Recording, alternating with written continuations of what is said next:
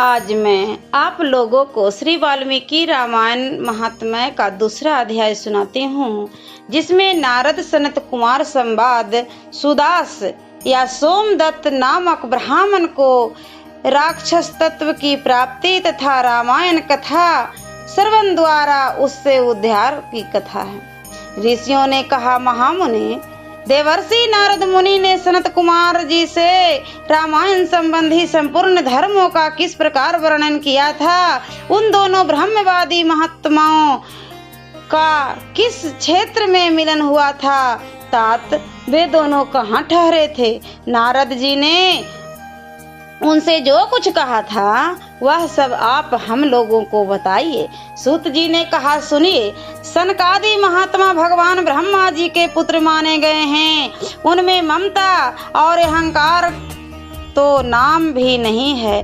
वे सब के सब नैष्टिक और ब्रह्मचारी हैं। मैं आप लोगों से उनके नाम बताता हूँ, सुनिए। सनक, सनंदन, सनत कुमार और सनातन, ये चारों सनकादि माने गए हैं। वे भगवान विष्णु के भक्त और महात्मा हैं। सदा ब्रह्म के चिंतन में लगे रहते हैं। बड़े सत्यवादी हैं। सहस्रों सूर्यों के समान तेजस्वी और मोक्ष के अभिलाषी हैं।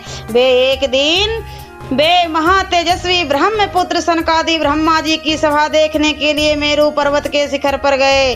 वहां भगवान विष्णु के चरणों से प्रकट हुई परम पुण्यमयी गंगा नदी, जिन्हें सीता भी कहते हैं, बह रही थी। उनका दर्शन करके वे तेजस्वी महात्मा उनके जल में स्नान करने को उद्यत हुए। ब्राह्मणों, इतने में ही देवर्षि नारद मुनि भगवान के नारायण आदि नामों का उच्चारण करते हुए वहां आ पहुंचे। वे नारायण, अच्युत, अनंत, वासुदेव, जनार्दन, यज्ञेश, यज्ञ पुरुष, राम, विष्णु, आपको नमस्कार है। इस प्रकार भगवान नाम का उच्चारण करके संपूर्ण जगत को पवित्र बनाते और एकमात्र लोक पावनी गंगा की स्तुति करते हुए वहां आए। उन्हें देख महातेजस्वी सनकादि मुनियों ने उनकी यथोचित पूजा की तथा नारद जी ने भी उन मुनियों को मस्तक झुकाया। तदंतर वहां मुनियों की सभा में सनत कुमार जी ने भगवान नारायण के परम भक्त मुनिवर नारद से इस प्रकार कहा। सनत कुमार बोले, महाप्राज्ञ नारद जी, आप समस्त मुनीश्वरों में सर्वज्ञ हैं। सदा श्री हरि के भक्त में तत्पर रहते हैं, अतः आपसे बढ़कर कोई दूसरा नहीं है। इसलिए मैं पूछता हूँ, जिनसे समस्त चराचर जगत की उत्पत्ति हुई है तथा ये गंगा जी जिनके चरणों से प्रकट हुई हैं, उन श्री हरि के स्वरूप का ज्ञान कैसे होता है। यदि आपकी हम लोगों पर कृपा हो तो हमारे इस प्रश्न का यथार्थ रूप से विवेचन कीजिए। नारद जी ने कहा, जो पर से भी परतर है, उन परम देव श्री राम को नमस्कार है, जिनका निवास स्थान उत्कृष्ट से भी उत्कृष्ट है तथा जो सगुण और निर्गुण रूप है, उन श्री राम को मेरा नमस्कार है। ज्ञान या ज्ञान, धर्म या धर्म तथा विद्या और अविद्या, ये सब जिनके अपने ही स्वरूप हैं तथा जो सबके आत्म रूप हैं, उन आप परमेश्वर को नमस्कार है। जो दैत्यों का विनाश और नर का अनंत करने वाले हैं, जो अपने हाथों से संकेत मात्र से अथवा अपनी भुजाओं के बल से धर्म की रक्षा करते हैं। पृथ्वी के भार का विनाश जिनका मनोरंजन मात्र है और जो उन मनोरंजन की सदा अभिलाषा रखते हैं, उन रघुकुल दीप श्री राम देव को मैं नमस्कार करता हूँ। जो एक होकर भी चार भुजाओं में अवतीर्ण होते हैं, जिन्होंने वानरों को साथ लेकर राक्षस सेना का संहार किया है, उस दशरथ नंदन श्री रामचंद्र जी का मैं भजन करता हूँ। भगवान श्री राम के ऐसे ऐसे अनेक चरित्र हैं, जिनके नाम करोड़ों वर्षों में भी नहीं गिनाए जा सकते, जिनके नाम की महिमा का मनु और मुनीश्वर भी पार नहीं पा सकते। वहाँ मेरे जैसे क्षुद्र जीव की पहुँच कैसे हो सकती है। जिनके नाम के स्मरण मात्र से बड़े बड़े पातकी भी पावन बन जाते हैं। उन परमात्मा का स्तवन मेरे जैसा तुच्छ बुद्धि वाला प्राणी कैसे कर सकता है? जो द्विज घोर कलयुग में रावण कथा का आश्रय लेते हैं वे ही कीर्त हैं। उनके लिए तुम्हें सदा नमस्कार करना चाहिए। सनत कुमार जी भगवान की महिमा को जानने के लिए कार्तिक, माघ और चैत्र के शुक्ल पक्ष में रामायण को अमृत रूपी कथा का नवाह श्रवण करना चाहिए। ब्राह्मण सुदास गौतम के श्राप से राक्षस शरीर को प्राप्त हो गए थे, परंतु रामायण के प्रभाव से ही उन्हें उस श्राप से छुटकारा मिला था। सनत कुमार ने पूछा, मुनीश्वर, संपूर्ण धर्मों का फल देने वाला रामायण कथा किसने वर्णन किया है? सौदास को गौतम द्वारा कैसे श्राप प्राप्त हुआ? फिर वे रामायण के प्रभाव से किस प्रकार श्राप मुक्त हुए थे? मुनि, यदि आपका हम लोगों पर अनुग्रह हो तो सब कुछ ठीक ठीक बताइए। इन सारी बातों से हमें अवगत कराइए, क्योंकि भगवान का कथा वक्ता और श्रोता दोनों के पापों का नाश करने वाली है। नारद जी ने कहा, ब्राह्मण, रामायण का प्रादुर्भाव महर्षि वाल्मीकि के मुख से हुआ है, तुम उसी को श्रवण करो। रामायण की अमृतमयी कथा का श्रवण 9 दिनों में करनी चाहिए। सतयुग में एक ब्राह्मण थे जिन्हें धर्म कर्म का विशेष ज्ञान था। उनका नाम था सोमदत्त। वे सदा धर्म के पालन में ही तत्पर रहते थे। वे ब्राह्मण सौदास नाम से भी विख्यात थे। ब्राह्मण ने ब्रह्मवादी गौतम मुनि से गंगा जी के मनोरम तट पर संपूर्ण धर्मों का उपदेश सुना था। गौतम ने पुराणों और शास्त्रों की कथाओं द्वारा उन्हें तत्व का ज्ञान कराया था। सौदास ने गौतम से उनके बताए हुए संपूर्ण धर्मों का श्रवण किया था। एक दिन की बात है, सौदास परमेश्वर शिव की आराधना में लगे हुए थे। उसी समय वहां उनके गुरु गौतम जी आ पहुंचे, परंतु सौदास ने अपने निकट आए हुए गुरुवर को उठकर भी प्रणाम नहीं किया। परम बुद्धिमान गौतम तेज की निधि थे। वे शिष्य के इस बर्ताव से रुष्ट न होकर शांत ही बने रहे। उन्हें यह जानकर प्रसन्नता हुई कि मेरा शिष्य सौदास शास्त्रोक्त कर्मों का अनुष्ठान करता है, किंतु सौदास ने जिनकी आराधना की थी वे संपूर्ण जगत के गुरु महादेव शिव गुरु की अवहेलना से होने वाले पाप को न सह सके। उन्होंने सौदास को राक्षस की योनि में जाने का श्राप दे दिया।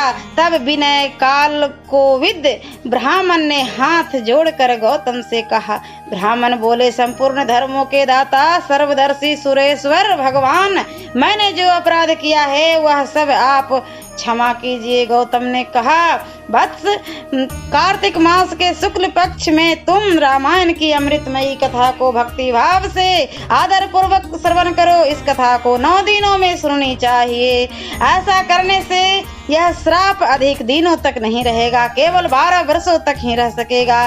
ब्राह्मण ने पूछा, रामायण कथा किसने कही है तथा उसमें किसके चरित्रों का वर्णन किया गया है? महामते, यह सब संक्षेप में बताने की कृपा करें। यो कहकर मन ही मन प्रसन्न हो सौदास ने गुरु के चरणों में प्रणाम किया।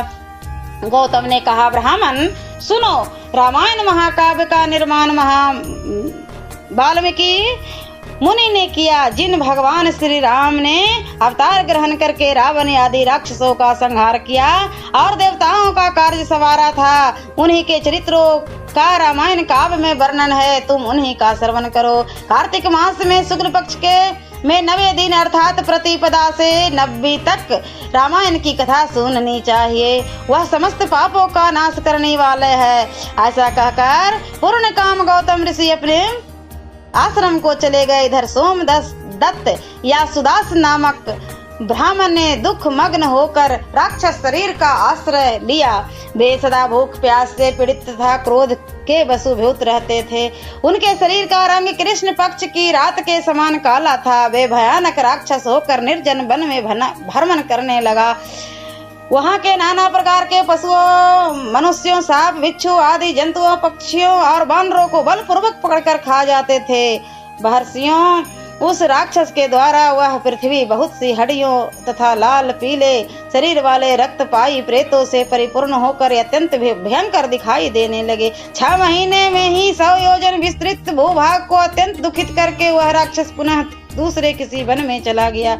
वहां भी वह प्रतिदिन नर मांस का भोजन करता रहा। संपूर्ण लोगों के मन में भय उत्पन्न करने वाला वह राक्षस घूमता घामता नर्मदा जी के तट पर जा पहुंचा। इसी समय कोई अत्यंत धर्मात्मा ब्राह्मण उधर आ निकला, जो उसका जन्म कलिंग देश में हुआ था। लोगों में वह गर्ग नाम से विख्यात था। कंधे पर गंगा जल लिए भगवान विश्वनाथ की स्तुति तथा श्री राम के नामों का गान करता हुआ वह ब्राह्मण बड़े हर्ष और उत्साह से भरकर उस पुण्य प्रदेश में आया था। गर्ग मुनि को आते देख राक्षस उदास बोला, हमें भोजन प्राप्त हो गया। ऐसा कहकर अपनी दोनों भुजाओं को ऊपर उठाए वह मुनि की ओर चला, परंतु उसके द्वारा उच्चारित होने वाले भगवान नाम सुनकर वह दूर ही खड़ा रहा। वह महर्षि को मारने में असमर्थ होकर राक्षस उनसे उस प्रकार बोला।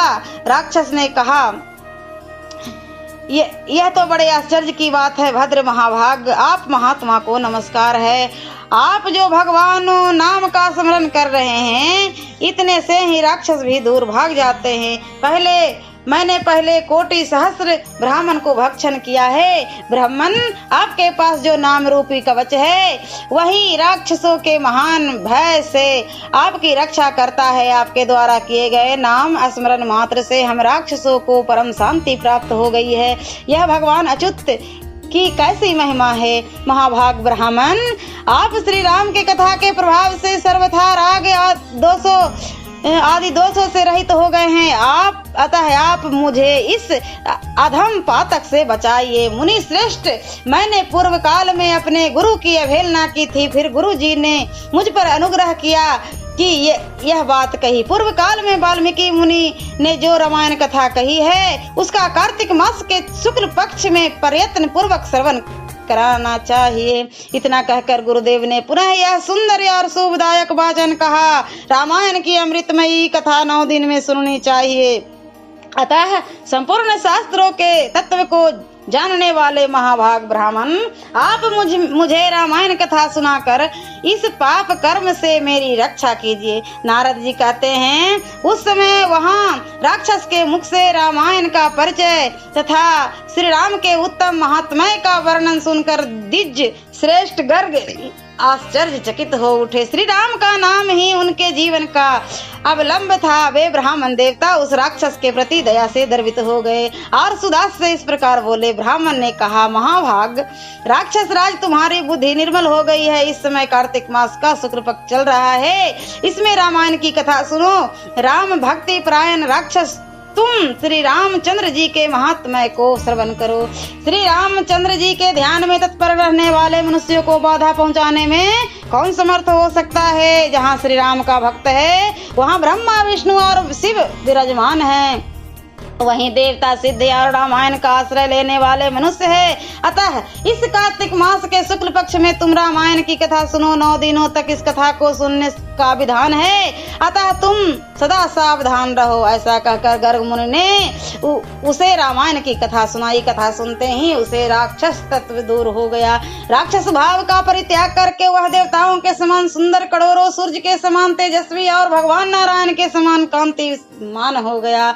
वह चारों भुजाओं में शंख चक्र गदा और पद्म लिए वह श्री हरि के वैकुंठ धाम में चला गया। ब्राह्मण गर्ग मुनि की भूरी भूरी प्रशंसा करता हुआ वह भगवान के उत्तम धाम में जा पहुंचा। नारद जी कहते हैं, विप्रवरो, अतः आप लोग की रामायण की अमृत कथा सुनिए। इसके श्रवण की सदा ही महिमा है, किंतु कार्तिक मास में विशेष बताई गई है। रामायण के नाम का स्मरण करने से ही मनुष्य करोड़ों महापातकों तथा समस्त पापों से मुक्त हो परम गति को प्राप्त होता है। परंतु रामायण इस नाम का जब एक बार भी उच्चारण करता है तभी सब समस्त पापों से मुक्त हो जाता है और अंत में भगवान विष्णु के लोक में चला जाता है। जो मनुष्य सदा भक्ति भाव से रामायण कथा को पढ़ते और सुनते हैं और सुनाते हैं, उसे गंगा स्नान की अपेक्षा 100 गुना फल पुण्य प्राप्त होता है। श्यावर रामचंद्र की जय। और श्री वाल्मीकि रामायण का महात्म्य का तीसरा अध्याय मैं अगले वीडियो में सुनाती हूँ।